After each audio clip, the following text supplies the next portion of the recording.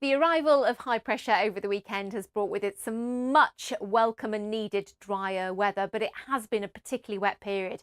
And so as a result, on Sunday, there were still around 170 flood warnings, primarily in England, 1 or 2 in Wales. And that's because it's been so wet through December, and the first week of January brought a month's worth of rain to some parts of England. So all that water has been making its way through the river systems, and that process will continue. But the high pressure that brought the drier weather, well, that's going to stay firmly put across the United Kingdom as we go through the rest of the working week, keeping the weather fronts at bay, really blocking the passage of any more rain fronts coming in. But it hasn't been without its wintry issues this weekend. We've had some stubborn fog around, and that will again be an issue along with ice. So slippery conditions and poor visibility to watch out for. Ice just about anywhere and fog, but particularly the ice, I think, where we're seeing these showers Sunday night into Monday. Could be a light covering of snow for parts of East Anglia, South East England, around the motorway network. It could bring some cause some disruption, certainly some hazards as we go through Monday, as it pushes its way, those wintry showers, across the rest of southern England and the Channel Islands. The fog, an issue, being stubborn as we've seen through the weekend for the likes of the Central Belt, Northern Ireland, Northwestern England and Wales. So it's going to be cold even in the sunshine, but particularly where we have the fog and that stronger wind. Quite a raw day in the south and east, and another cold night Monday into Tuesday.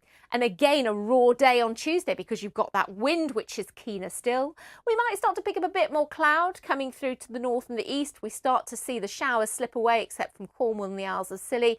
But otherwise, it's fine, it's dry, it's just cold with some persistent fog. But what we will find then through Tuesday night, widespread frost again, except perhaps where we have a little bit more cloud near the North Sea coast. Again, Wednesday night, the frost possibly becoming a little less extensive as the week goes on. It'll still be cold, it'll still be frosty with ice and with fog. It's just that temperatures won't be quite as low. The reason? Well, we start to lose some breeze in the south eventually, but still a bit of a breeze, some sunshine here. But we're just going to pick up more cloud underneath, sitting underneath the area of high pressure that's keeping us, well, settled really. So although it's much drier and cold with good spells of sunshine, nighttime ice, frost and fog, we will slowly start to find there's more cloud, as you can see here, mulling around under that area of high pressure. So still frosty at night, but not hard frosts, and less cold by day, but only marginally, and only up to around average. So this is how Saturday looks as well. So come Saturday, we're starting to see the approach of potentially some rain towards the north as well, behind which there's more cold air. I'll tell you about that in just a minute.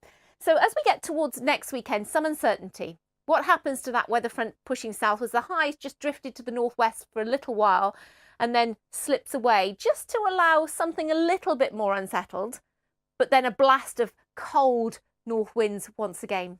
So cold week, slightly less cold towards the end of the week, but again with the passage of that cold weather front, we think there'll be another plunge of cold air.